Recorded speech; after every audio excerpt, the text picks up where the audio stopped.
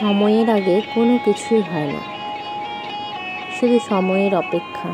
সব একদিন ঠিক হয়ে যাবে, তাই না? তো গুড মর্নিং বন্ধুরা, সকাল সকাল নতুন একটা ব্লগ নিয়ে চলে এলাম।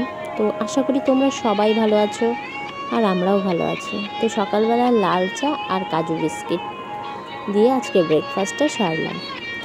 তো তোমরা তো জানোই আমি বাড়িতে এসেছিলাম, তো তখনকার কিছু ভিডিও করা ছিল আর এটা তোমাদের সাথে শেয়ার করা হয়নি।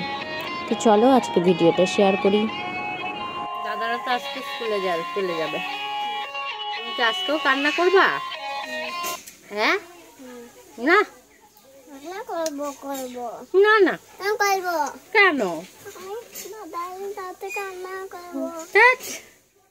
দাদারা স্কুলে যাচ্ছে পড়াশোনা করতে। স্কুলে স্কুলে তোমার জন্য চক্কর নিয়ে আসবে স্কুল থেকে দাদা কালকের মতো। ঠিক আছে,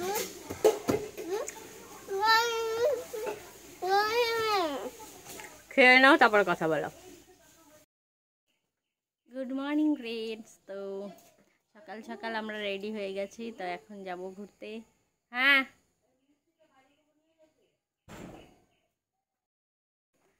তা আজকে অনেক সকালে উঠলাম, তো সকালে উঠে ছেলেকে রেডি করলাম, আমি রেডি হলাম।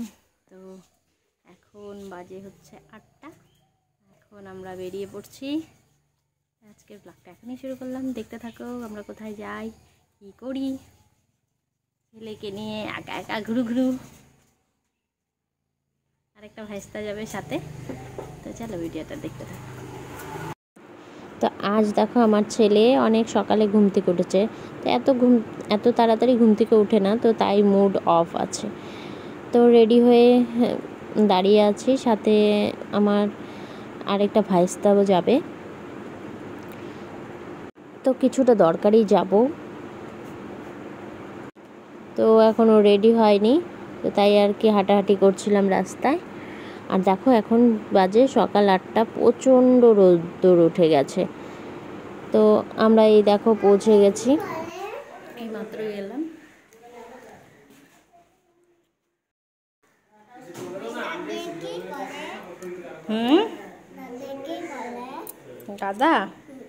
দাদার বাড়ি চলে গেছে, ওই দাদার বাড়ি।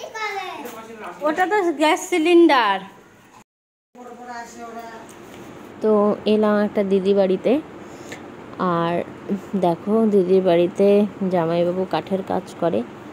তো এত সুন্দর করে ভুটানে কাজ করে আর কি, এত সুন্দর করে ছবিগুলো ফ্রেম বানিয়েছে। আর এই দেখো কি সুন্দর করে বন্দুকগুলো সাজিয়ে রেখেছে।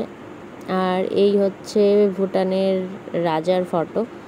তো যারা চেনো, তো যারা দেখেছো তারা তো চিনবেই। তো যাই হোক,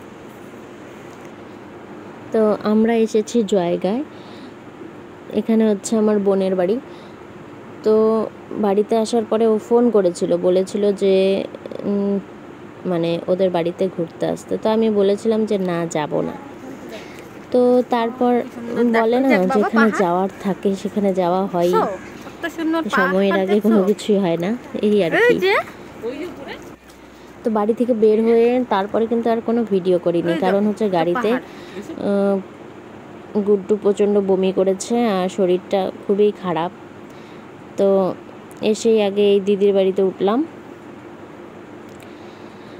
তো তারপর দিদি ঘুরতে নিয়ে গেল। পাশেই দেখো কত বড় শিব ঠাকুর। এর আগেও আমি তোমাদেরকে আমার আরেকটা ব্লগে দেখিয়েছিলাম। তো তখনকার এই শিব ঠাকুরের কালারটা ছিল সবুজ, তো এখন দেখো আবার চেঞ্জ করেছে, খুব ভালো লাগছে দেখতে। তো এটা হচ্ছে এখানকার শ্মশান, কিন্তু এত সুন্দর মানে কি বলবো। তো তাই ভাবলাম যে পাশেই তো একটু ঘুরে আসি, তাই এই দিদি ঘুরতে নিয়ে এলো। খুব সুন্দর জায়গাটা, খুব সুন্দর, গরম মানে এরকম আমি দেখিনি। তো তাই আর কি এলাম। আর গুড্ডুর শরীরটাও ভালো ছিল না, বমি করে একদম শরীর ছেড়ে দিয়েছে। তো তারপর একটু ভাবলাম যে একটু ঘুরে আসি। তো সুন্দর পার্কের মতো জায়গাটা, তো বসিনি যদিও।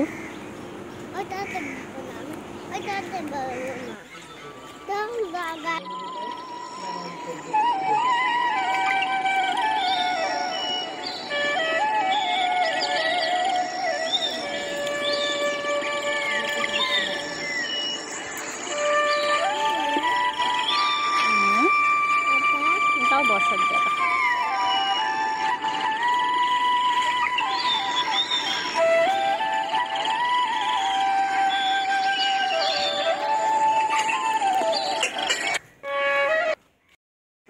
তো এখানে একটা জাগ্রত কালী মন্দিরও রয়েছে।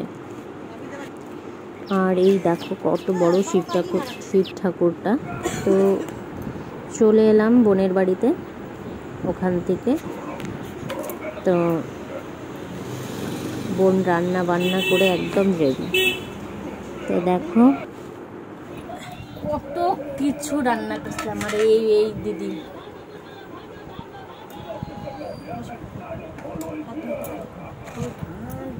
মানে দেখ সর্ষে পোস্ত ইলিশ মাছ। আমার তো এইটা হইলে আর কিছু না, পেঁয়াজ দিয়ে যে আমার ফেভারিট। তো বোনের বাড়ির থেকে খাওয়া দাওয়া সেরে চলে এলাম এখন বাড়িতে। তো তারপর আর কোনো ভিডিও করা হয়নি। তো এদিকে গুড্ডুকে স্নান করিয়ে দিলাম, আর এখন গুড্ডু ঘুমাবে।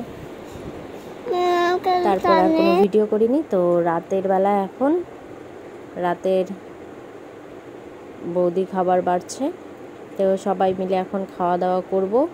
তো আজকের ভিডিওটা কেমন লাগলো তো তোমরা সবাই কমেন্ট করো ভালো লাগলে। আর যারা নতুন আমার ভিডিওটি দেখছো আমার চ্যানেলে, অবশ্যই সাবস্ক্রাইব করে পাশে থাকবে। সবাই ভালো থেকো, সুস্থ থেকো। আবারও দেখা হবে আরেকটা নতুন ব্লগ বা রেসিপির সঙ্গে। তো আজকের মতো এই পর্যন্তই। সকলকে শুভরাত্রি।